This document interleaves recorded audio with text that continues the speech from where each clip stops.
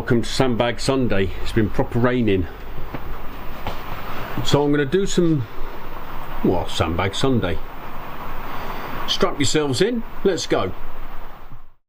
Different look to Sandbag Sunday this week. I'm not going to have the multi-camera type of effect. I'm just going to be talking more intimately to you, and it's easier for editing.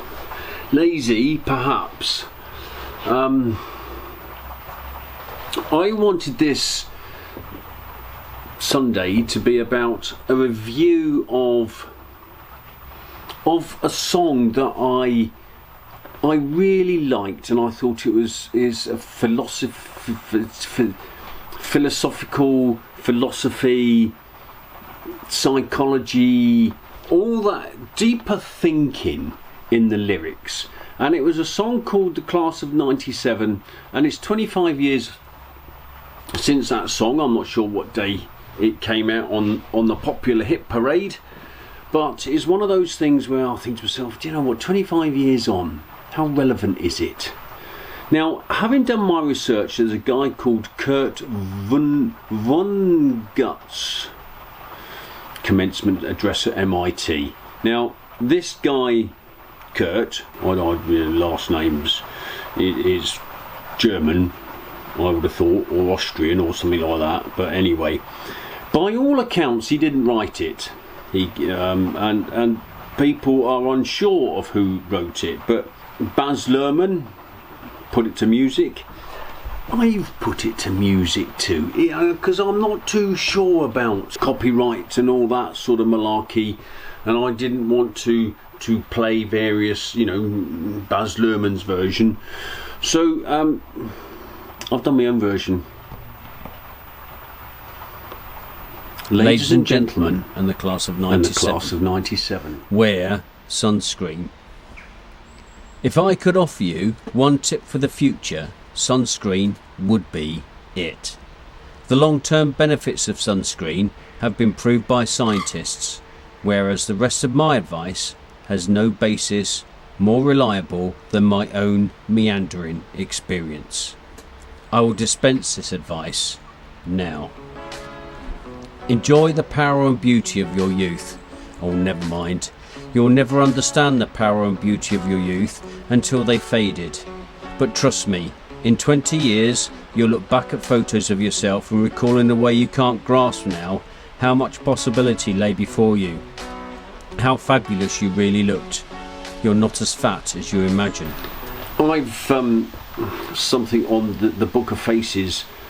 Tony, who joined me when I first got the boat, posted a picture of me and him, and it goes along with the "you'll never understand how good you looked," and this was what, 3 years ago, and wow, he's absolutely right. And there's a picture of me. It would be very grainy because I got it from Facebook. I don't know where the original is, but there's a picture of me looking pretty chilled, actually. Young 22-year-old with hair. In case you think that's not Chris, is it? Yeah, it is. Yeah, it's me. It's me with hair. Yeah, I know. It's great, isn't it? And you are not as fat as you imagine. Well, I have to say, I imagined I was thinner, and then you look at yourself on the video and you realise I'm carrying a wok, and I'm carrying a few extra bits of tree trunk knocking about all over the place. So I put a waterproof jacket on today because I have my jab, and it fits again. How good's that? How good? It's great. So I think you're not as fat as you imagine. Yeah, I know. I think I was I think I was fat. Don't worry about the future, or worry, but know that worrying is as effective as trying to solve an algebra equation by chewing bubblegum. The real troubles in your life are apt to be things that you never crossed your worried mind. The kind that blindsides you at 4 PM on some idle Tuesday. Do one thing every day that scares you. Sing. 3 things. on there. Worrying. I am a worrier, to be honest. I think part of my planning process on the boat is to make sure that I don't get it wrong, because I don't want to worry. I don't want to have that anxiety. I want to make sure that I can moor up. I want to make sure that I've got sunlight. Okay, we've got rain at the moment, but I want to make sure that, you know, I can do all the stuff that I want to do. If I don't have internet connection, then I can't talk to you, or you can't listen to me. So there's lots of things that I worry about, and it's not worry as in I'm anxious about life or anything, because I have a worry thing going on. It manifests itself in an ulcer, and since I've had the boat, I've not had that anxiety stress release point that tells me that, you know, if I get this ulcer, and even though I'd feel I'm not stressed or not worried, if I get an ulcer, then there's something going on. Since I've had the boat, not had it. And I try not to worry about things I can't control, and that's taken some time to do. I haven't always been like that. I used to worry about all sorts of stuff. Most of it I couldn't control, but I think that was part of the worry. I'm more in control of my life here on the boat, and I can control where I want to moor. I can control pretty much everything within reason.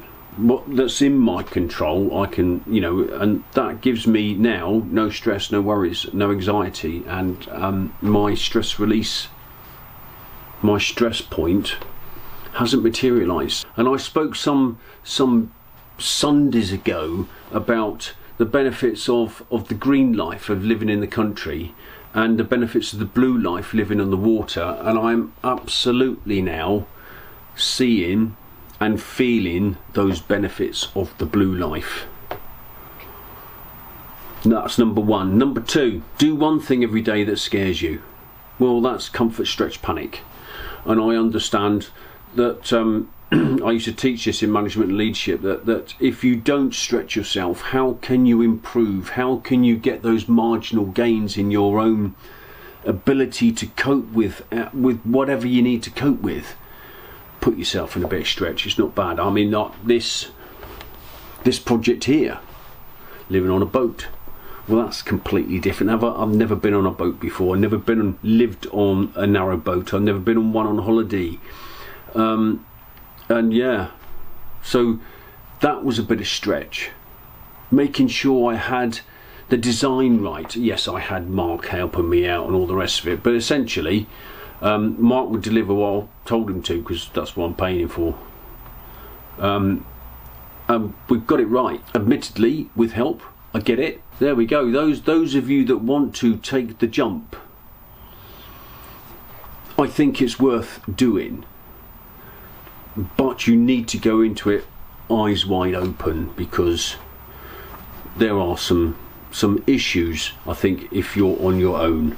And particularly for me, I think my major issue was, you know, for nearly 4 decades I was part of a team, and now I'm just Team Chris, and that bit is still niggling me. I talk to people on towpath. Talked to people yesterday, they were saying, oh, what's it like living on your own? I said, oh, I'm struggling a bit, really. So what do you do for conversations? Talk to people like you. Yeah. It's true. And sing. I do quite a lot of singing on the boat, on the towpath. I did my confirmation recce for this point here, and I was walking down the towpath, and I was singing a little bit of Diana Ross and Marvin Gaye, Stop, Look, Listen to Your Heart. Quite fortuitous, as it happens. It's never too late to stop, look. Anyway, I was singing along, and I had my headphones in, and ding, ding, ding. Never heard him. And there was a break in the song as I stopped singing, so ding, ding, ding. Oh, well, I'm not behind. was laughing at me, singing away. It was great. Don't be reckless with other people's hearts, and don't put up with people that are reckless with yours. Floss. Don't waste time on jealousy. Sometimes you're ahead, sometimes you're behind. The race is long, and in the end, it's only with yourself. Remember compliments you receive. Forget the insults. If you succeed in doing this, tell me how. Floss. Particularly on a boat, you need to look after your gnashers. Finding a dentist is hard enough as it is. Finding a dentist when you're on a narrowboat, I think, is harder. There's a fellow I found, I was just chatting to him, north of Watford, and he was in a wide beam and a big dog, a Rottweiler, lovely dog, nice bloke, and we were talking about all sorts of stuff, and he's heading up to the River Stort because it's the only place he can find a dentist. He needs some work done on his gnashers, and wow, you can go private, but getting it done on the cheap, there's nothing cheap about the gob doctors working in your mouth, is there? Ooh. Keep your old love letters. Throw away your old bank statements. Well, do you know what? Never any love letters. Stretch. Don't feel guilty if you don't know what you want to do with your life. The most interesting people I know didn't know at 22 what they wanted to do with their lives. Some of the most interesting 40-year-olds I know still don't. Stretch. Now here's the thing with the old stretch. I am more supple since I've been on the water.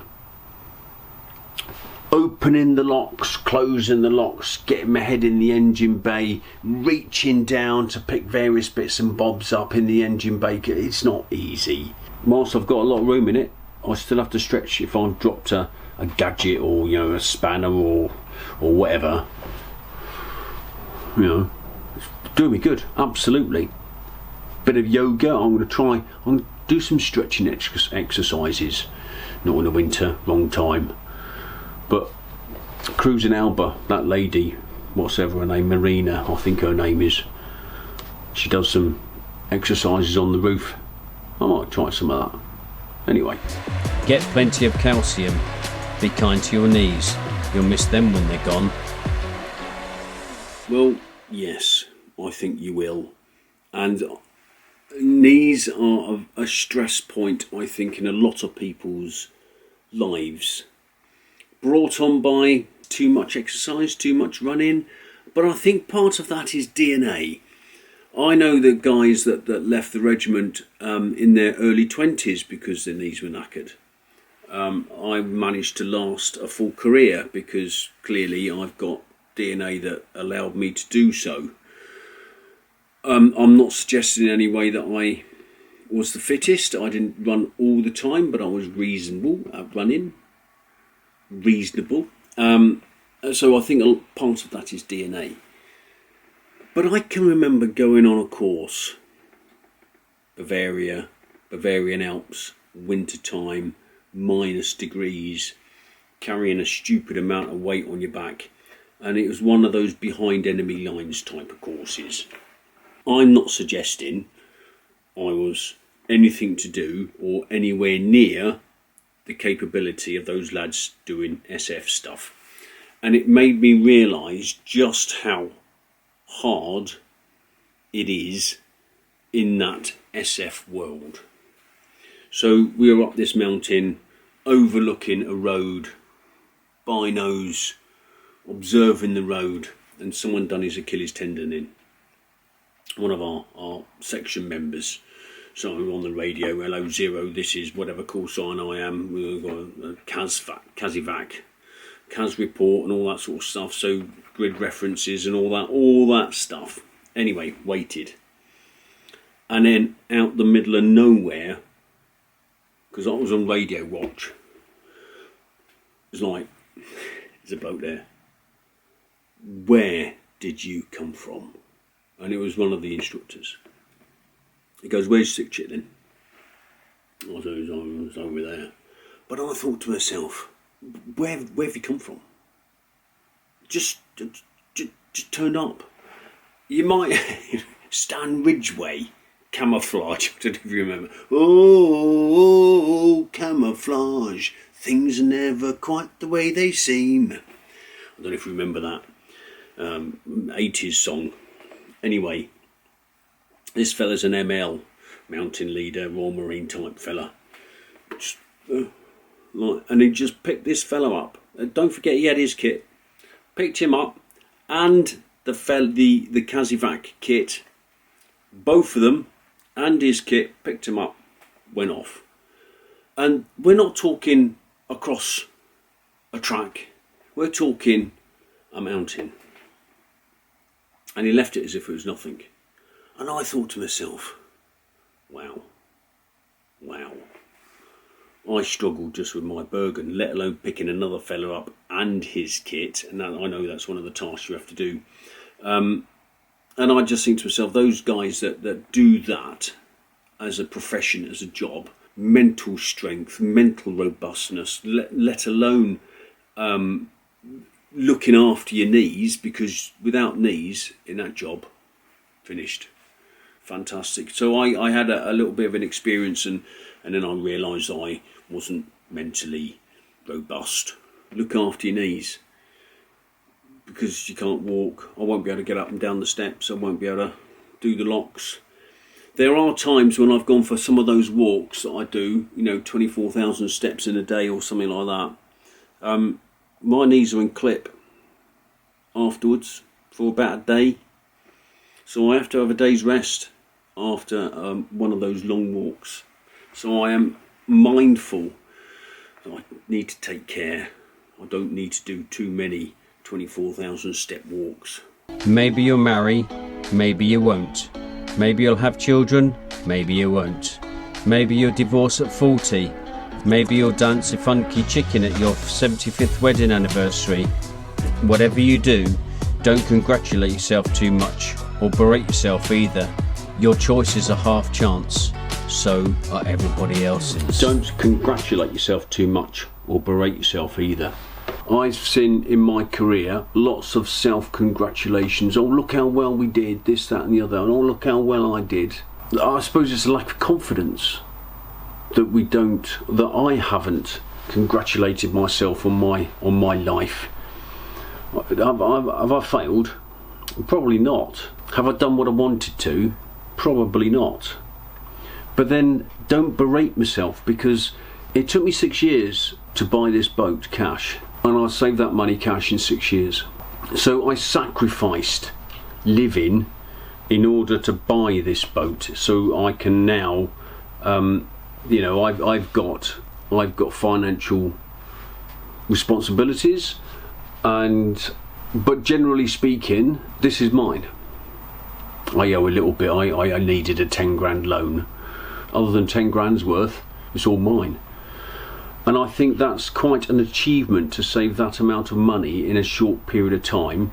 Yes, I had a lump sum payout from the mob when I left. That gave me a little less than 50%. But to save that amount of money, I did nothing for 5 years. My last 5 years in the mob, I stayed in, and I've said it before. I think I put myself in lockdown before we knew what lockdown was, so that I could afford to buy this boat.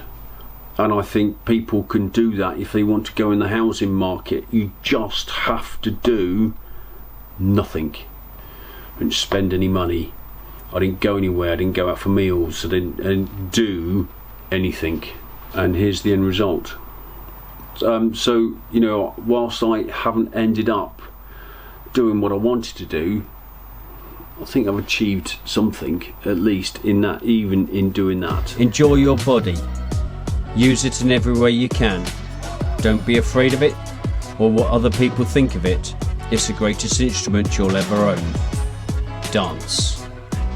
Even if you have nowhere to do it but your living room, read the directions, even if you don't follow them. It is a fantastic instrument.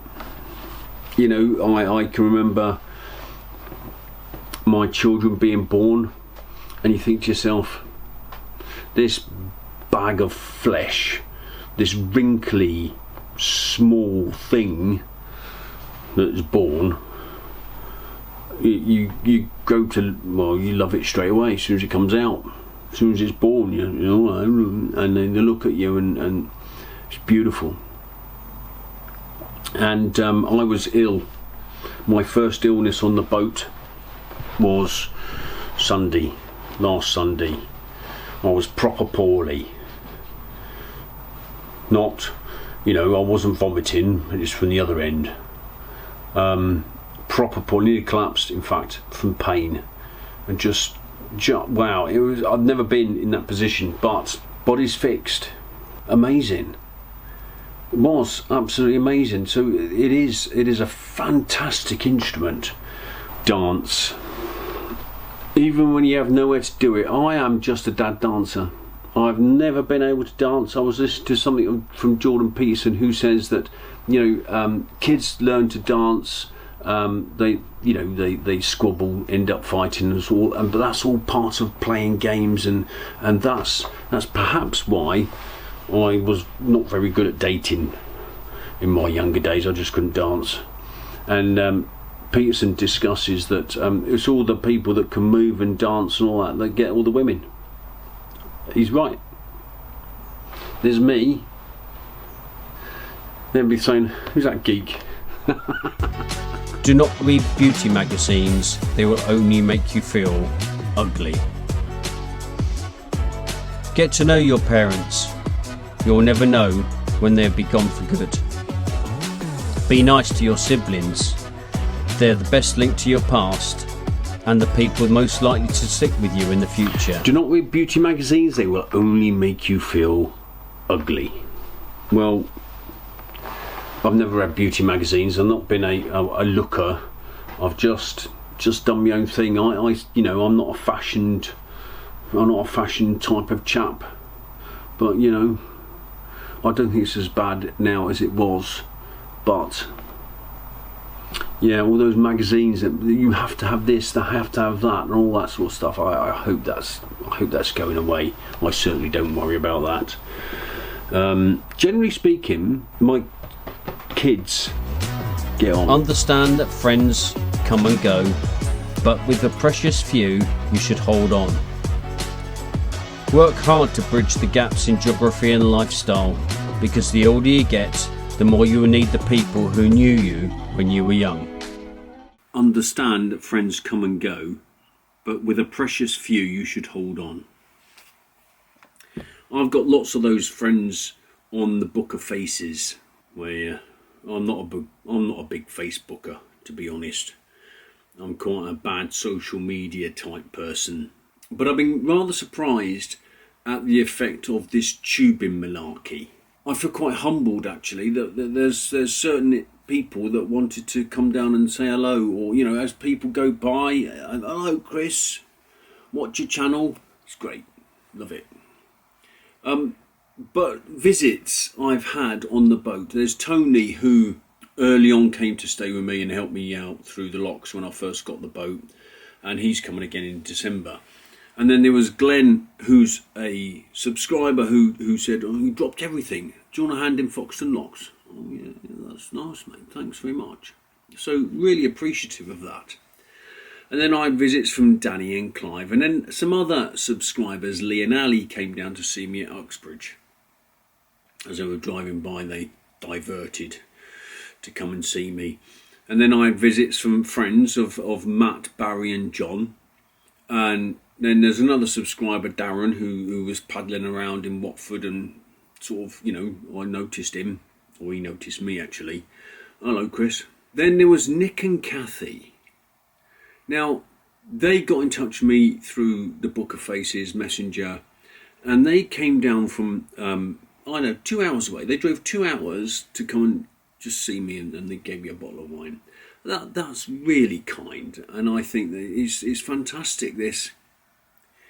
This platform has enabled me to meet new people, and I think it's great. As Paul come down a couple of weeks ago, got me some wood, got me some gin. There's a little bit left, Paul. Very nice, actually.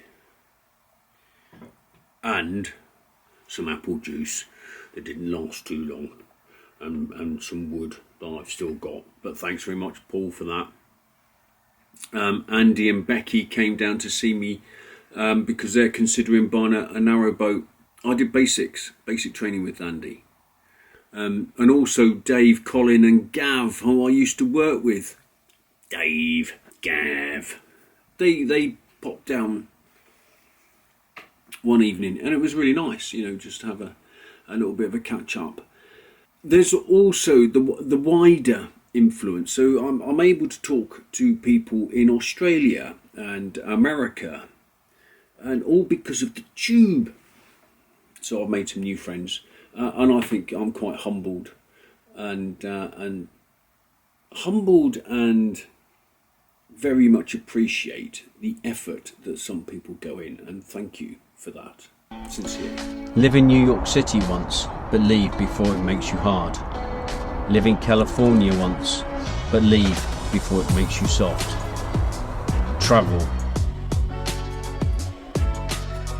Accept certain inalienable truths. Prices will rise, politicians will philander, you too will get old. And when you do, you'll fantasise when you were young, prices were reasonable, politicians were noble, and children respected their elders. Respect your elders. Politicians philandering?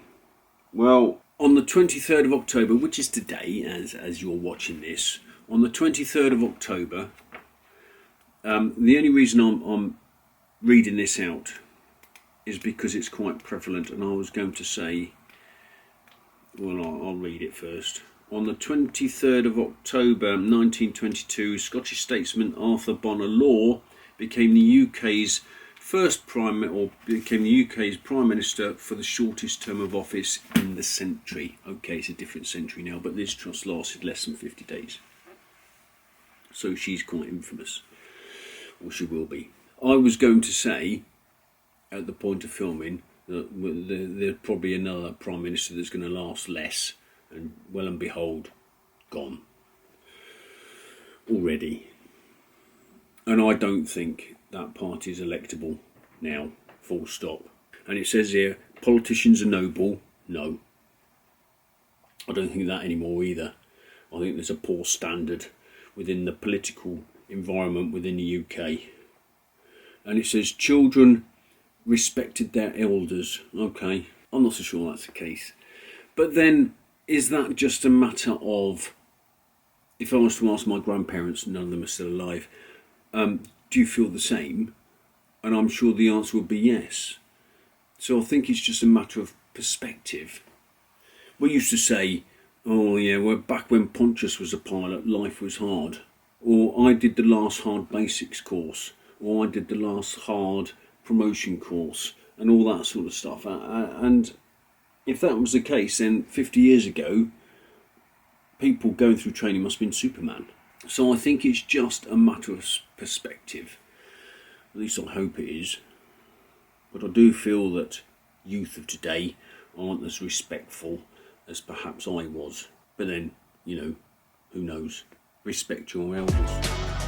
Don't expect anyone else to support you. Maybe you have a trust fund, maybe you have a wealthy spouse, but you never know when either one might run out. True.